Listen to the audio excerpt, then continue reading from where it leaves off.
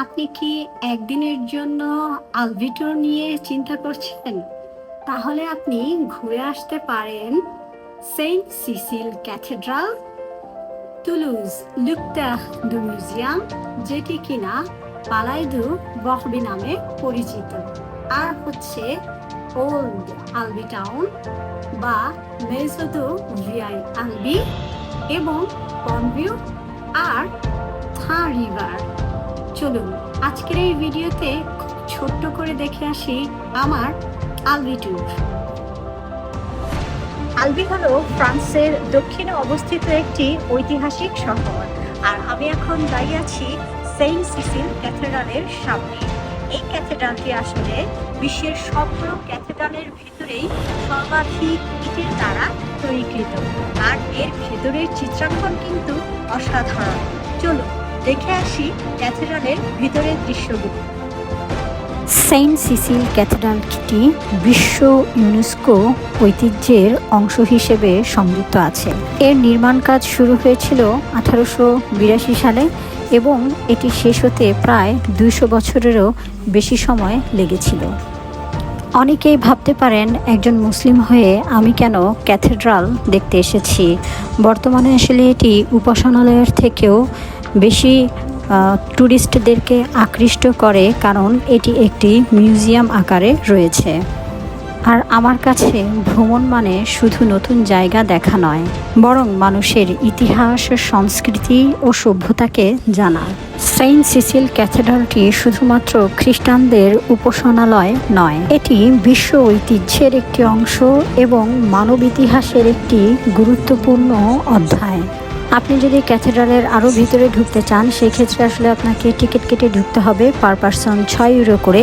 এবং প্রথম তলায় যাওয়ার পরেই যদি ওরা একটি মোবাইল ফোন আপনাকে দিবে, সেটিতে এক চাপলে ওদের ইতিহাস বা এই ক্যাথেড্রালের যে ইতিহাস আছে সেগুলো বর্ণনা করা শুরু করবে।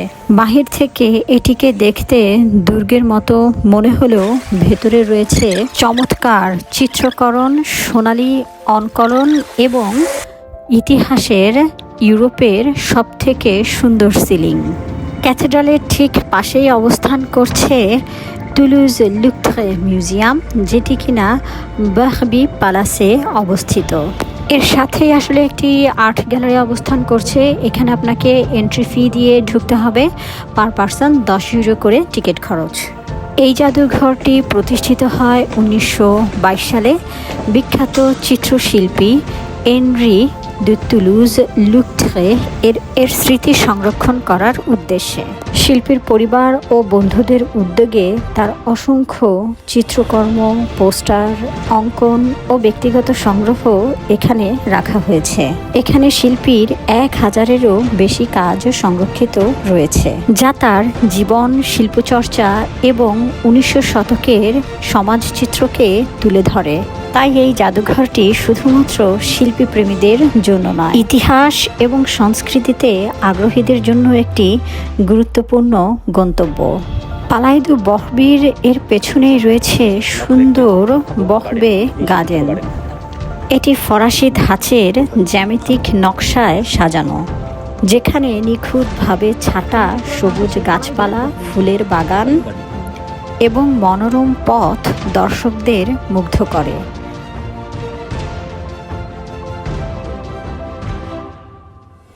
এই বাগান থেকে আপনি থা নদী এবং আলবি শহরের অপূর্ব দৃশ্য উপভোগ করতে পারবেন। মধ্যযুগীয় প্রাসাদের সঙ্গে এই সবুজ বাগানের সৌন্দর্য ইতিহাস এবং প্রকৃতির এক অনন্য সমন্বয় তৈরি করেছে, যা কিনা আলবি শহরকে ভ্রমণের জন্য তৈরি করেছে আরও বেশি আকর্ষণীয়। এবার আসা যাক মেজো দু ভিআই আলবিতে বা পুরাতন আলবি টাউন, লাল ইটের সুন্দর পুরাতন শহর। তারপর আমরা ছুটে চললাম আলবির পনভিউর দৃশ্যগুলো দেখার জন্য। এটি 1100 শতকের খুব ঐতিহাসিক এবং পুরানো একটি সেতু, যেখান থেকে আপনি শহরের এবং নদীর খুব সুন্দর ভিউগুলো উপভোগ করতে পারবেন।